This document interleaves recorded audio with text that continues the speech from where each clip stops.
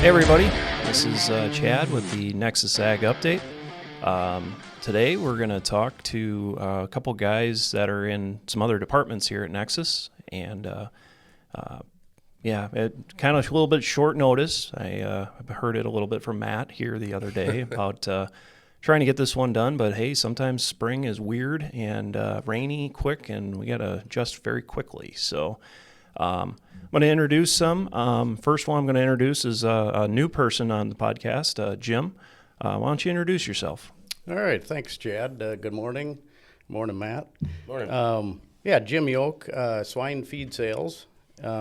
Started with Northern Country, what was then Northern Country, in 2018. Originally grew up between Leroy and Adams, Minnesota. Moved away for 15 years or so to in swine or pork procurement with a major meat packer.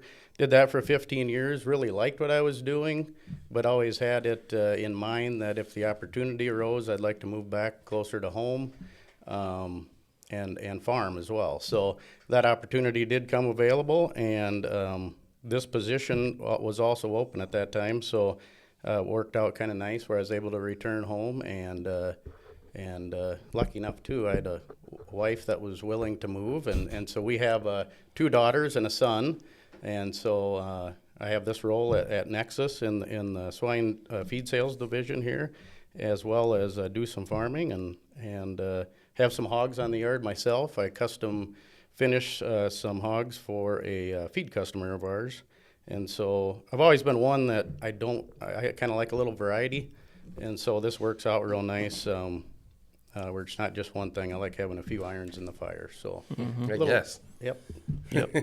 Yeah, I've known Jim for, well, when did you start was that 2018? Yeah. Oh, okay. Yep. And Chad and I live, 2 miles? A little 4 over. miles. Yeah. Yeah. Maybe it is closer. Probably yeah. 3-4 miles as the crow flies. We're close. Close. Yeah, we're in different school districts, but Right. Too close for Chad. Right?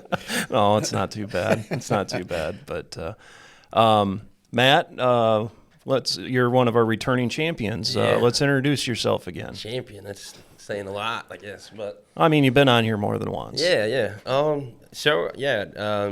Similar. Got a long past, I guess, with legacy cooperatives here, along with obviously all the way through Nexus. But 18, 20 years in, grew up one of the local communities, and I've pretty much been in the energy department the entire time. But I've dabbled in all the columns, I guess, of the company. So helped out wherever I could. Certain situations, Jim and I were just talking before the podcast calls, that you got to jump in and help out, right? So done some stuff in feed and hauled some feed, helped out in all the grain divisions and different things. So yeah, it's been a good run. Well, that's kind of the cool part about the co-op world. I mean, you have you got a lot of people that are just willing to get the job done. It doesn't matter, Right. Departments. Sometimes you got to jump into a feed truck, jump into a tender truck, something like that. Mm-hmm. So, but I wanted to get you guys together and just kind of visit a little bit, because we sometimes we get kind of stuck in our own silos at that point. Sure. Where it's just like, okay, I'm worried about all the agronomy stuff, and you're worried about feed and you're worried about grain or energy, and it's like, well, everything's really interconnected that way. I mean, I don't have a marketplace for the grain that I'm producing without the feed mill, and I need energy to run that tractor across the field, and vice versa, Right. Yeah. So, we're very interconnected at the end of the day. So I wanted to kind of see once what we're kind of seeing out there in your guys' world, and we'll kind of do a little bit of a roundtable today. So, Jim, let's just kind of go into a little bit, feed. Not everybody knows what the feed department kind of does. Just give maybe a little description on Sure. capacities and stuff like that. Yeah, you bet. So I'm more familiar with legacy Northern Country, but so we have 3 swine feed mills, and one that specifically looks more at the beef and dairy. That feed mill is in Oakland for the beef and the dairy, and then the other 3 mills, Adams and Leroy, Minnesota, and then Elgin, Iowa. And they focus primarily on swine, but we also do some turkey feed in Adams. And then Elgin does some turkey feed as well as chicken.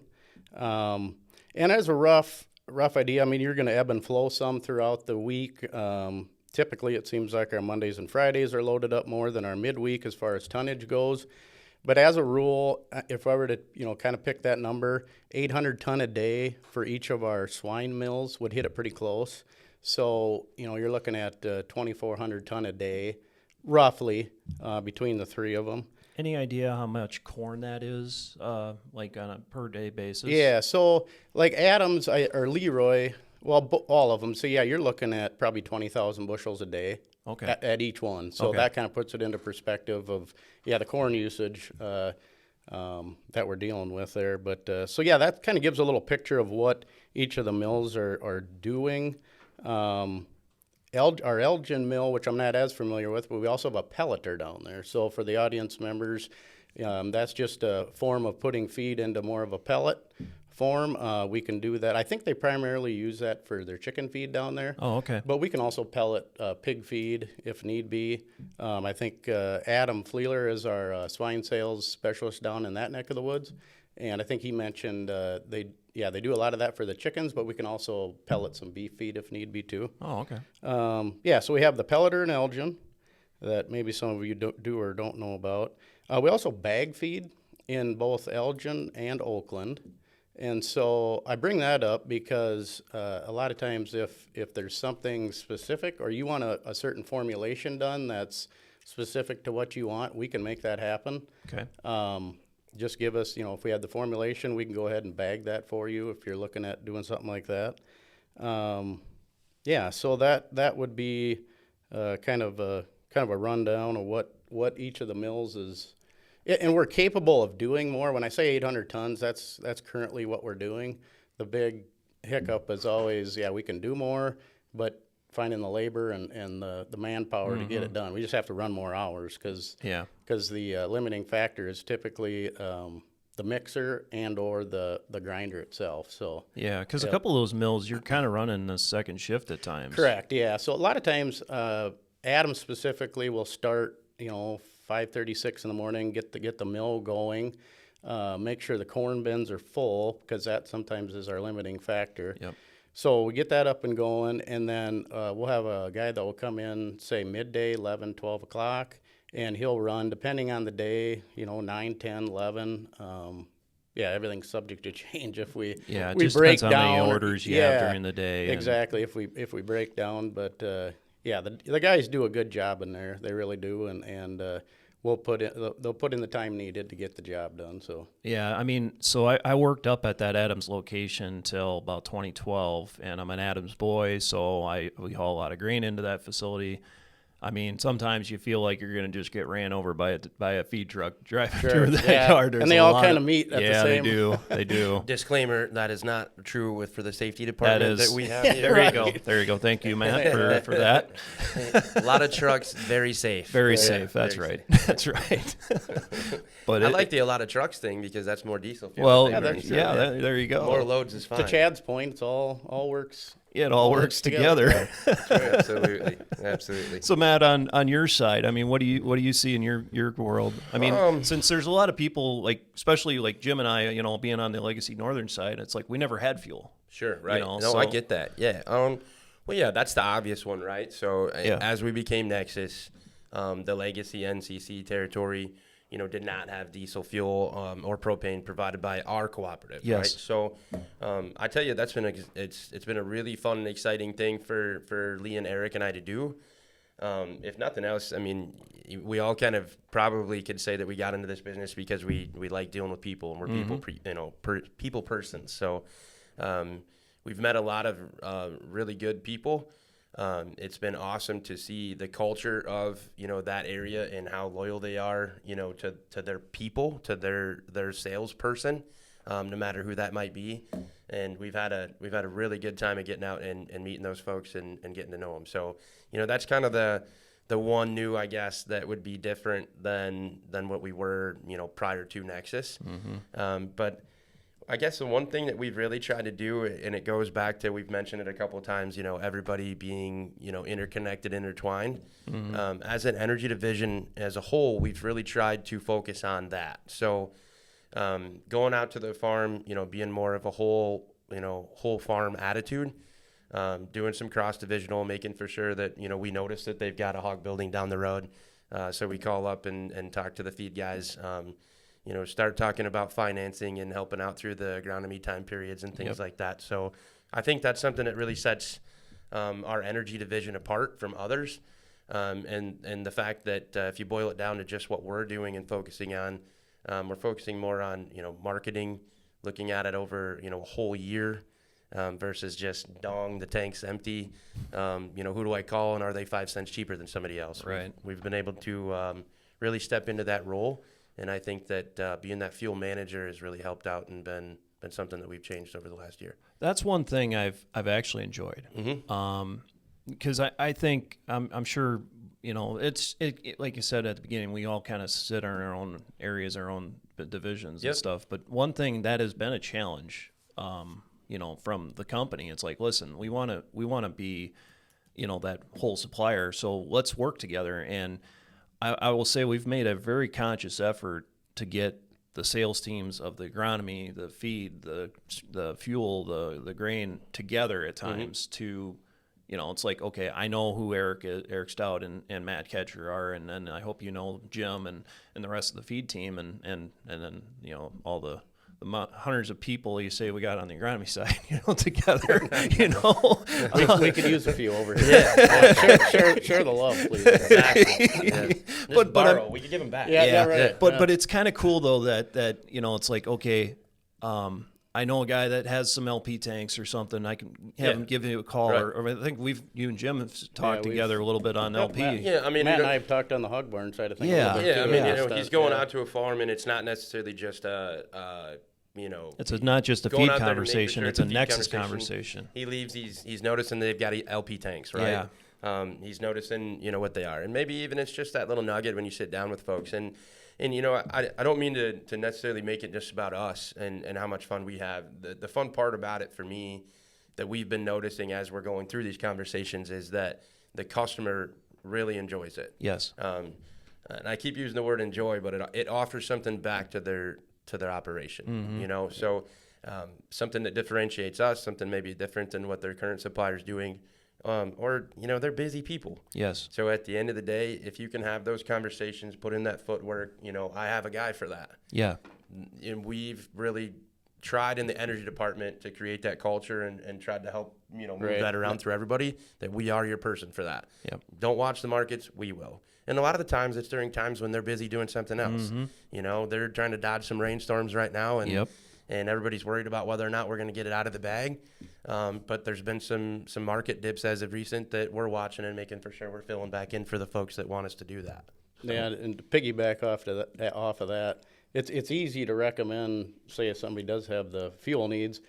I've got to know Matt a little bit, and just as a person, it's easy to recommend him too, because I know. Right. Yeah, yes. you get to know, and it's just that's the fun part of it for me too. Is, for sure. Yeah. You feel good about that. It's like, hey, get a hold of Matt with your fuel needs. Yeah, I think that's one of our biggest assets. Nexus has a lot of people that have maintained employment. The three of us, and it doesn't necessarily have to do with longevity, but have maintained employment here, or worked in this industry long enough that this is our passion. This is what we like to do. Let's just maybe kind of go back into time a little bit. How 24 kind of went for each of us.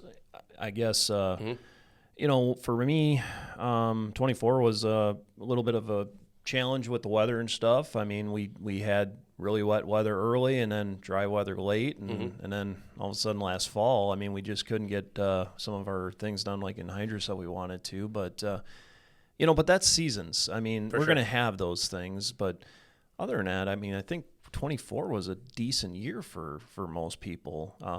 We were talking about like on the feed side. I mean, 24 seemed like a good year for especially the swine guys and beef guys. Sure, I'll speak to that a little bit. The first half, and I'm gonna put my producer hat on here. The first half of 24 was rougher. Yes, for sure. And then prior to that, 23 was not good. I mean, flat out not. So there's been quite a few months, and finally we're getting into some profitable times. I think the last snapshot I looked at for the next 12 months, not great, not bad. I think it was around that $10, $11 a head if you were to lock everything in. for the average farrow to finish producer.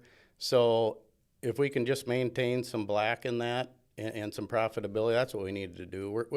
We're real good as an industry of overproducing. We always have For been. sure. Oh, Yep. yeah. The American farmer is. Yeah. Oh, yeah. You give them a challenge, they're going to figure it out. And Yeah, we're hold gonna my beer. I'm going to get it taken care of.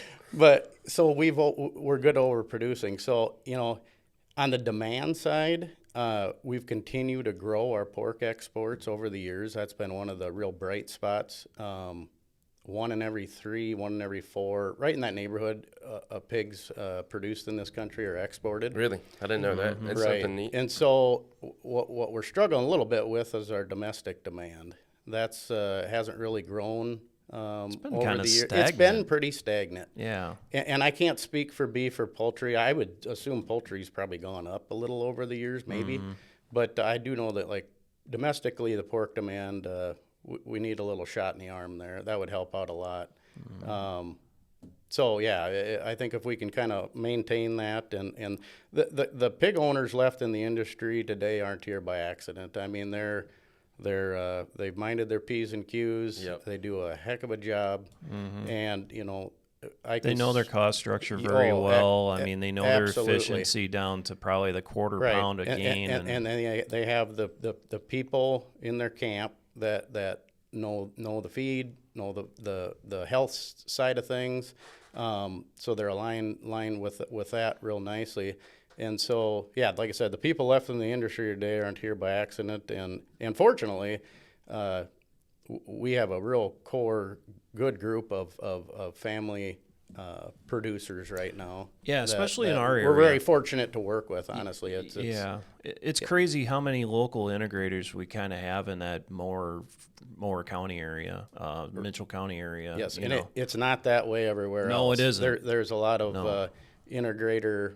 And we still got plenty of those We guys do. in the area Yes, too. exactly. Yeah, right. But, Yep. yeah, we've been pretty fortunate that way, but I mean, it also helps when you got a packing plant just down It the road. does. Yep. When Austin's close, and that's the other thing that makes it attractive when I'm out trying to procure new feed business. And I should mention that too, Chad. That gets to be probably a larger part of my job all the time is aligning. So just because you don't own pigs, don't think I don't want to work with you. If you're a barn owner, that's a lot of what I do anymore is trying to align.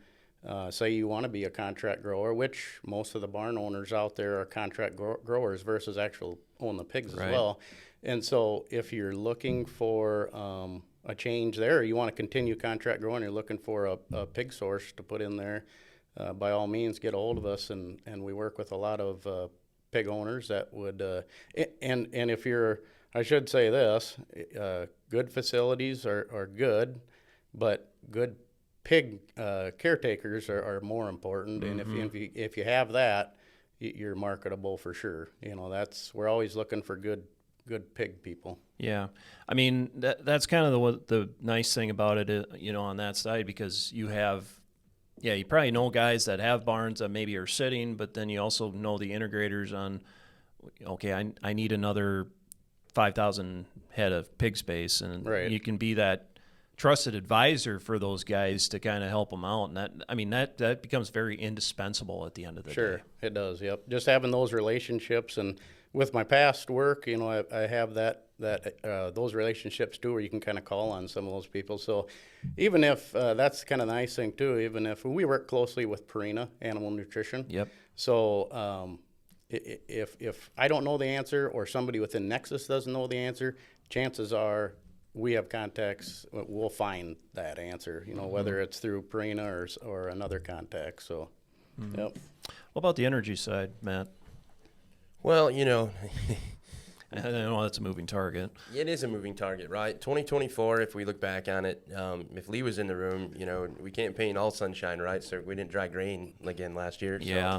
So the propane side of the things is one of those things. And a lot of the reasons why we're trying to look to pivot, our business model a little bit too. We want to work more with integrators and hog barns and different things because, with our marketability and what we can do, and how we like to have a relationship, built with the grower, I think we're built for that kind of stuff. And, that's a lot more of rateable usage type stuff. Right. Where the grain drying's like you don't drive for 4 years and It's then hard. everybody screams and needs it in a hurry the next one. So Yeah, well, and I mean, consistency helps. I mean, Yeah. you know, those buildings are always going to need fuel all winter. I mean, you know, it's constant. It's Yeah. constant. we're a little bit of a fire service with the LP right now. I mean, we're taking care of our own residential and rateable usage stuff now, but we're still truly built for that year when it's a screamer and everybody needs that gas. So we're set up primarily right now just because of the logistics and the way everything works. We service everything south of the Iowa-Minnesota border for LP. You know, there's some movement there too, but you know, that's where we're at. Diesel fuel wise, 24 was great. We had a very successful year, grew our business and had a lot of fun doing it. It goes back to that culture building, relationship building, and really pivoting, you know, our efforts towards being a fuel manager. And our customers have responded to it, turned people onto it, and our team has responded to it. And it's been very, very fun. Well, and the nice thing about the fuel side, I mean, the service we're offering is, you know, like we're working with CHS. I mean, you're just working with their fuels network. I mean, we're not reinventing the wheel here. We're gonna just pop up a big facility or something like that to service an area. Basically, anywhere that we have terminal advantage across the entire United States, we can truly deliver to. But our core group and our footprint that we focus in probably has about 7 to 8 large trucks that internetwork into that area. We can do everything from monitors, and we take care of it, and we'll be your fuel supplier to large transports, and you call us when you need us. Yep. So. Yep. Yeah, I mean, like I said, 24 was kind of a weird year. I mean, It was. Markets were kind of hard on the agronomy side of things, and we're seeing that this year a little bit because we're just not seeing a lot of beans getting planted, and dollars and cents for that doesn't work too well. That is one nice thing. We have had the advantage in the energy department where fuel markets, you know, healed up pretty good. Yeah. And we haven't had to be the voice of, you know, bad news or bringing in the bad news when we go to it. So you guys have maybe seen some incline in some inputs and stuff in the agronomy world, so you guys get that ugly look instead of me this year. So well, it's kind of funny though. So like on the agronomy sales side, we'll have like a call like on Tuesday mornings, and we'll have Lee and you will be on there, and Jim will be on there, and then our fertilizer people with Nate Schwickerath, and you know, we'll just kind of have a little bit of a discussion, and the grain with Mark, and everybody would be like, oh yeah, markets are down, and then Lee comes up and it's like it's 20 below outside, everything's awesome. Yeah, I love this weather. Yeah, and so it's that was our 24, right? It's all perspective. It's all perspective. We did not sell anything in the fall of 23 and moving into 24. So the fall of 24 was the same thing. And so, yeah, every time we got a week of negative 30, our team was clicking our heels, smiling, and having a little pep in our step, so, which is kind of sick, right? But that's who we are, I guess. Well, it's one of the beauties of living up in a northern climate. I Right. mean, you got that every once in a while. So what are you guys seeing in your guys' departments for like anything new coming forward, I guess, this year, or, you know, or maybe even a little bit beyond? Sure. I'll maybe back up a little bit, I guess, just kind of what we're doing at some of our mills. I know last year, I believe it was last year, like I say, on the Elgin feed mill, I'm a little more out of touch, just not being down there all the time. But I do know we put in a new salt bin, because before I believe they were getting totes. So any time we can move to bulk, well, we're lowering costs, or at least that's the hope. And handling too. And handling, right. And so a new salt bin was put in. I do know a tote system was added down there. Yeah, so some updates down that way. I do know in Adams, we would like to expand our micro bin system and redo that some. And for listeners on there, so we use our micro bins for our low inclusion ingredients to where they're automatically weighed and added into the mixer versus a hand add where you have to physically have somebody adding or weighing that up and adding it to the mixer. So I remember when they put that in. Okay, you do, I mean, Chad? I was in Adams when I think I was like 04. Okay, I was going to say 04, 05. the mixer was, or micro system was in when they built the mill, correct? Yeah, but I think they added on to it or automated it a little bit because need Kevin Ants in here. Yeah, maybe we'd need Kevin on here. But I remember them doing some automation at that point to it, because otherwise it was kind of what you're talking about was hand adding a bunch of that stuff. Right. And you had 2 or 3 guys in the back. Just that's all they did all day was just dump sacks into. Yeah, we had an individual that I remember was working in our Leroy mill there. At the time, he had come from another mill, and he said they pretty much hand add everything other than corn and soybeans. And I said, really? Yeah. Even salt and all that? That's a lot of work. That's a lot of work. Yeah. So anyway, I think that's in the works. Trying to get some bids, I believe, as I've been told, and so that will help a lot. We are a toll mill, which basically means we're not saying we just do one brand of vitamin or what have you. And so if there's a certain supplier that you want to work with, we try to work with that. Right, yep. Exactly. And support the customer on that. So by adding this and having more, that just allows us to put more of those, maybe some of that were hand adds into the micro bins. So I know, and that's a labor issue that'll help out a lot if that's done. So well, it's what you're talking about right there is kind of what we've been doing on the agronomy side. With our liquid facilities. Well, we just finished up here in Stacyville a couple years ago. I mean, Northwood, Marble Rock have had those capabilities for a while too. But it's like the amount of times where you can just run the computer and let that divvy it out versus having 3-4 guys dumping stuff into a vat. And you're essentially doing the same thing. We're doing the same thing. Yeah, you're putting a formulation together. Yeah, just like we would at the feed mill. Yep. Right. Well, and I'm guessing if you go to the pivot to the listener side of this thing, it's accuracy.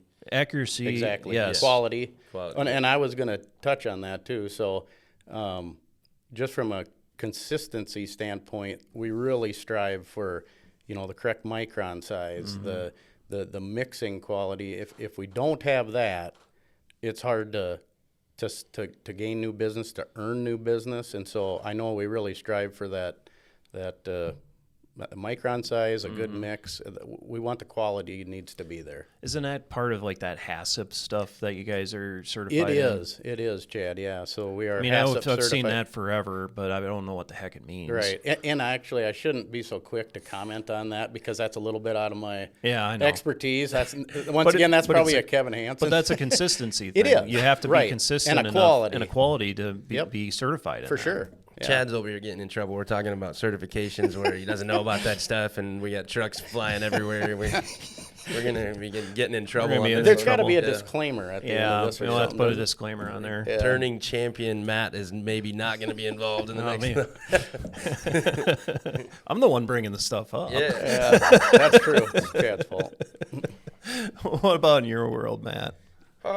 So new, right? So or improving. I feel like for us, we're just really trying to make for sure we keep a finger on the pulse of what's changing out there, in becoming more of a relationship manager, fuel manager type stuff, versus going out there and trying to beat somebody's price or stay in the actual moment that somebody needs fuel. Mm-hmm. We've also started to look at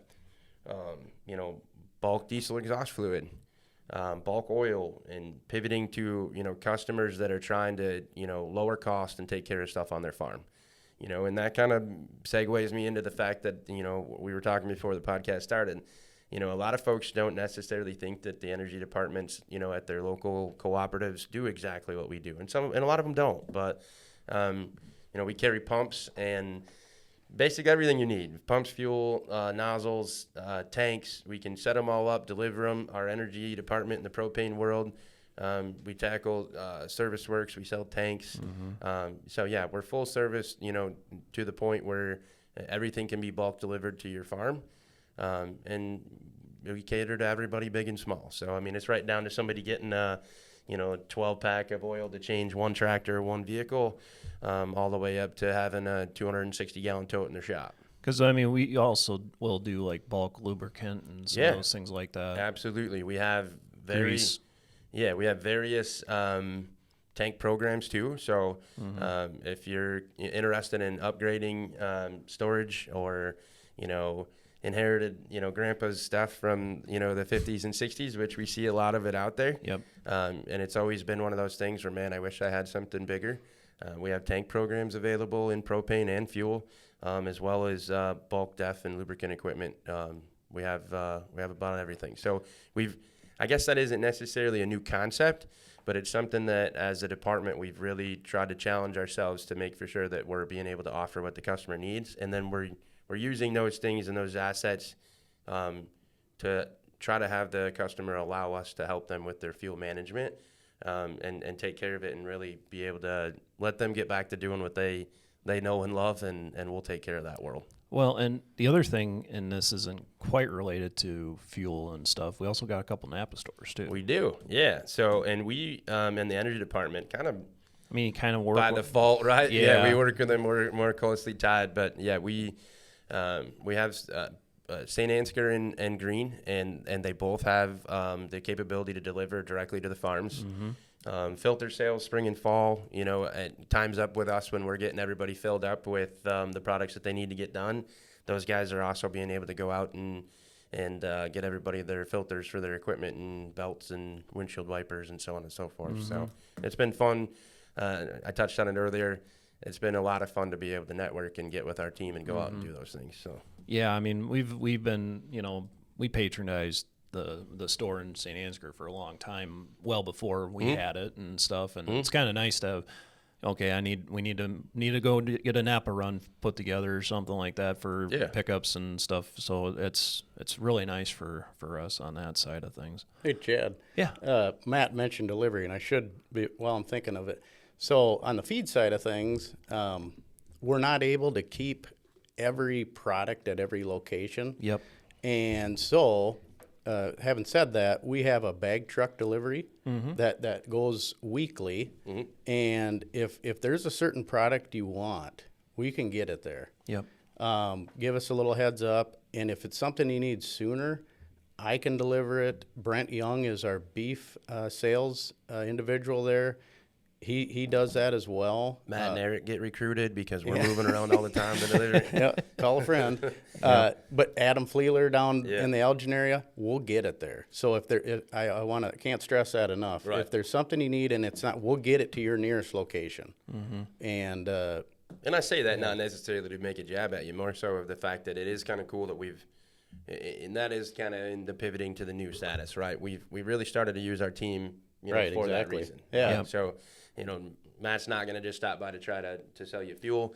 If you need him, he's going to drop off the 6 bags of feed that Jim already sold you because you've got to get the planter ready because you got a narrow rain window, right? And our offering runs the gamut. I mean, anything from dairy, beef, swine.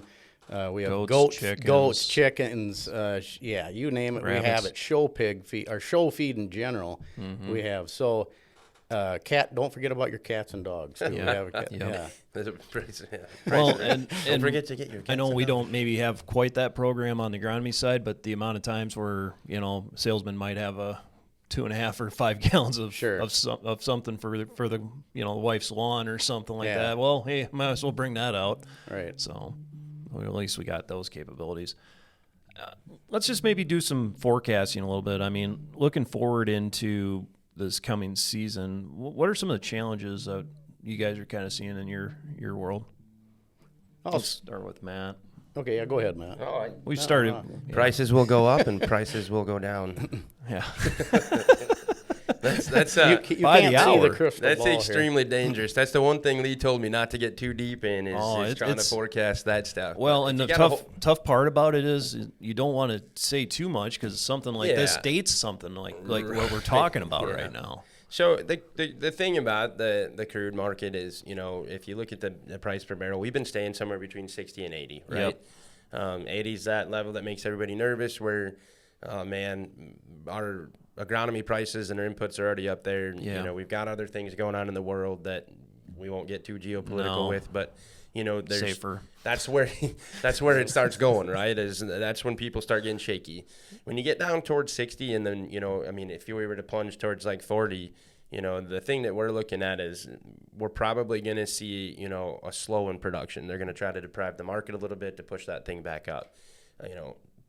the thing I said earlier is it's kind of cool. We haven't had nasty things been happening. We haven't had anything too crazy or shaky with OPEC. So we've been actually pretty comfortable. So, I guess the one thing I will say forecasting wise is we've tried doing it more of a year over year version versus just, holy cow, I'm out, or what is my price today versus what I paid, 2 days ago. Yep. We're looking at guys year over year, what you paid last year versus what you paid this year and how that can affect your inputs. And we're actually even forecasting people out into like spring of 26. The prices are pretty good. Let's set a baseline and start work that average through it. So works out pretty good. It's kind of just like grain, I mean, you got to kind of look at the fuel thing a little bit, kind of like the grain side, where you need to layer a little bit in, especially if there's an opportunity to make some money at it. And we've had a lot of success with our guys taking a layer and setting that average and then coming back through it. So it's been working pretty good. Yeah. And I would imagine that's really no different than, say, marketing grain. Would it For be, sure. Matt? No. I mean, just on the opposite side, you're spreading your risk out. 100%. Yeah, spreading the risk out, and we're being able to take advantage of it. Like right now, if I was to say, just hypothetically, if we had $2.75 contract, for the fall of 25, and you compare that against last year's, we were probably around 3.25. Yeah. So again, we're trying to help guys take the factor out of, well, could it go to 250 versus as much of let's it's make still sure. cheaper than it was a year ago. And it goes on the reverse side of it. If it goes way up, and we're 50, 60 cents over it, we're not necessarily trying to get that panic buy, right? And in grain world, everybody that sits here and talks about grain will tell you the same thing: is stop doing that panic up and down, the buy sell stuff. So yeah, that's where we're at for this year. Forecasting is tough. I know. But what I can control is what we currently have in front of us, and what I can control is Eric and Lee and I becoming more of your advisor on the fuel, and us letting us take care of that, and for you to have the peace of mind to go out and do what you do good. Mm-hmm. How about you, Jim? Well, I think on this isn't a new challenge. I'll speak to the pork side of things, or that industry, but to this point, knock on wood, I even feel kind of guilty bringing it up, but ASF has not entered the country that we're aware of yet. So that's an ongoing challenge, and we need to be diligent as an industry, as people in this industry, and that includes the feed mill, everyone that works in this industry. But so from a disease standpoint, PRRS, PEDVs, they're always seem to be an ongoing challenge. There. Right, they're always there. We have brought this feed cost down, which was brought some relief to the producer. From a feed standpoint, I think the challenge is always just remaining relevant. So whether that's replacing old assets, like we're updating the micro bin system in Adams, doing those type of things to always have the quality and consistency that we owe our patrons and our feed customers. That continues to be a challenge. Labor's a challenge. Oh, yeah. And no one's seems like is immune to that even yet. So you're seeing more people trying to do more with less. I mean, you're talking about labor challenges. Well, one way to get out of a labor challenge is if you can automate some things. Well, maybe you just can run it with 1 or 2 guys instead of 3 or 4. Exactly. And so, we're doing some of those things. So, that's kind of what I see going forward. But updating those things when they need to be updated, and just remaining flexible. Mm-hmm. So. Well, we're kind of seeing in our world on the agronomy side. I mean, same thing what you're talking about. We got the same challenges where you got to try to stay relevant and try to update things and stuff like that. Looking at what we're just from this year to last year on our side in Stacyville, I think we made a conservative effort to make sure we're ready to go in new opportunities with early planted beans. Oh, okay, sure. Yeah, because that as the years have gone, my it's been goodness. It's kind of crazy to think about, but like in our area, I think we got more beans or just as many acres of beans in the ground than we do corn. Sure. Yep, you see more of that. Yep. Yeah, last week was a big week for that, where guys were like, well, it's going to be kind of cold. I don't know if I want to plant corn at this point. I'll put the beans in. And it's like, oh, shoot, we got to spray that. And luckily enough, we got the personnel and some of the equipment to do some of that, and we got a little bit. There we he goes did back with having all that extra personnel and equipment again. Where is all this extra? Well, I'll tell you what, it's not so much the extra. It's just we got some guys that are more flexible that they can kind of run more equipment. Sure. That's one thing we've made a conservative effort on our part. It's like, listen, guys, you can't just pigeonhole yourself as you're going to run a floater or you're just going to run a row crop machine or this or that. I mean, I had one guy, he jumped in from the anhydrous bar back into the sprayer, back into the anhydrous bar, and I think he spread some fertilizer yet this spring. Right. So I mean, we've been trying to cultivate that attitude where it's like, listen, we got acres to spread, we got acres to spray, we got acres to knife in ammonia. Right. We just got to get it done and be willing to change and pivot with what the customer wants. Because what we did on that was, it's like we had a guy doing ammonia, finished up with what we kind of had for the list for that moment, and then all of a sudden it's like, boom, we got a bunch of beans to do. Basically spent a day and a half on beans and went back to the ammonia, Right, sure. And that was slick. I mean, versus him just one guy waiting in that anhydrous bar just kind of going on stream. Stack it up a little bit and let's go. Yep. Yeah, even with my job, I'm, I guess, swine sales by title, but there's a chunk of my time that I'd help out in the mills and where I can, or fill in for guys on vacation, which there again kind of goes in with, it works well for me because I kind of like the variety. So I actually kind of enjoy going in there.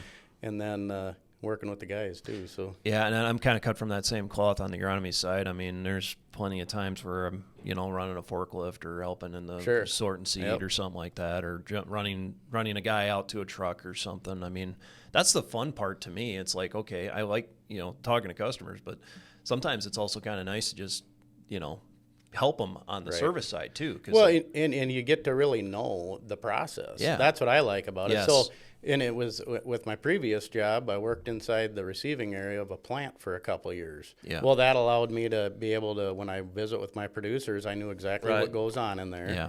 And that's it's valuable to the customer. So, for sure. Yeah. Yeah, I mean, one of the things I'll say for an opportunity to go forward, like you said it before, I think we're really, as a company, trying to do a lot of team selling and stuff, and I think that's been invaluable, I think, for everybody, because at least then you know what people are looking for, and sometimes you got to be a little different for every customer too, where it's like you got a couple different aspects to kind of work with the guy, and I think the more ways you can do that, that's hard to beat. Well, and as a company, in the energy department, we've moved and tried to create two main hubs. So we have Arlington and Rockford. You see that in the feed. You talked about your different feed mills and how crazy big we've gotten them and how technologically advanced. Yeah, we've done that in the agronomy, right? So those things are all happening. So we're in a sense, doing that with our team and our people as well, right? So Matt Katcher might not live, in Malheur County, 3 miles away from you guys, that cool area that you guys were talking about earlier. But hey, what was that law? We're going to cut off the bottom. Yeah, I don't know. Or not a law, but it was introduced. Yeah, they're talking about that. I don't know. We'll see. But it doesn't matter. It doesn't matter where I live because I have the relationship with you two guys, right? Yep. So, we'll bring in an Eric or a Matt and we'll talk fuel and we'll work through those things. The company's done a really good job this last year bringing us all together in the aspect of financing. Now, not every customer needs that or wants that from their cooperative, but it's been really cool to be able to go out and have those conversations. Yes. And when the customers that need that and or don't necessarily want to hassle with it, it's been nice that they already have a relationship, with a Chad that can come out and take care of that financing aspect too, so that they're not having to beat the bushes for the best deal and the best ideas. We're being able to bring those out. And when you take 4 or 5 folks to the farm, or even 2 or 3 folks to the farm, and you work through that together, it's been really cool to be able to see that process. Where I was at a grower's place in Shell Rock last night. You guys have that? That's you, and it's cool to be able to say yes, or I've got a Jim, or I've got a Chad. Yep. And you can get those things done. Yep. So. Yeah. Hey, Chad, it's kind of a tangent here, but new subject, but we have that app coming out. Some customers are aware, and I should. For our feed customers, I should just a little. We haven't finalized everything in there from a feed aspect, so I'm not sure what'll all be available on there, but there will be something coming, I think, down the line. Is that Yeah, fair the- statement, yes, Chad? yes. Yeah, and the wife of the guy last night, so I can pay my bill online, right? Yeah, well, we have an app for that. And Yep. she was like, oh, Yeah. thank right. Well, I was just looking Yeah. the other. It's Yeah. really nice. I was looking the other day. Had Yep. all the dad hauls my corn in, so I could see all the tickets on there, and yeah, it's a nice little deal. So. Yeah, I've started to use that, and we may have to have another one of these, maybe just focusing on Sure. on the, Yeah, like on I said, that was a tangent. Yeah, but happened yeah, to that pop is into out my there. head. We That know is- we know enough to get in trouble, and we've done enough of that today. Yes, right? we have. It is nice though, because I mean, you got the capability to look at tickets, look at a guy's bill, look at his bookings. I Yeah. mean, the amount of times I've used that already this spring, just double checking a booking or something for, okay, what's his fertilizer mix for a starter? What did he buy? Did he buy urea? Did he buy 32? Right. What do I got to focus on? And from my side on the feed, I think it's going to be very nice. A customer calls up and says, "Hey, from January to April, how much of this product did Yes, I use?" you can just I look can it go up. right in there. Oh, yeah. and put Offers, contracts, notes. We can that, send stuff back and so forth I to think folks. it'd be very Yeah. handy. I don't have to bother Kevin for that. Yeah. So hopefully. Hopefully. No, that is a good point. Thanks for bringing that up, because I think that's something that is going to be really, really nice, because I've had some comments from some guys that have been starting to get into it a little bit, and they really are enjoying it. Yeah, 'cause, same here. Yep. And it's maybe not so much for him, but it might be for his wife doing the books. I mean, there's a lot of those out there, mine at home included. Or instead of having me try to find the sheets or something, well, they Yeah. can just look it up and go from there. Yeah, and for everybody listening, you haven't missed out anything. I mean, we just rolled that Just out rolled this it month, out this and month. It's going to be hitting Yeah. everybody's phone real quick. So. Yeah. Yep. Yep. I got my timer on my screen there, Chris. So I was about ready to call it anyways. So We're getting the hook. We're getting the hook. hook. Guys, I want to thank you for coming in very short notice. Yep. We literally put this together in 2 days, and I've heard it about 10 times from Matt on that. And maybe it sounded like it. It maybe sounded like it, Yeah. but We're I okay do with that. thank you guys coming in very short notice. No, I I mean, we appreciate all it. know spring gets to be a little weird sometimes. Yes. Oh, yeah. The last year's been fun. I'm glad we were able to kind of share that with everybody, and I think the next year's going to be even better for the culture and atmosphere in which we're taking to the customers. Yep. Yeah, thanks for having me, Jay. Yeah, thanks, guys. I appreciate it very much. Just a quick reminder on our social media side of things. Where can you find us? You can find us on Facebook at Nexus Co-op, Instagram, Nexus Co-op on there, X, and YouTube. Where you can listen to this podcast, you can listen to it pretty much everywhere. Spotify, Apple Podcast, or Apple, Google, whatnot. And we also do have that player on our website at Nexus Co-op. www.nexus.coop/podcast.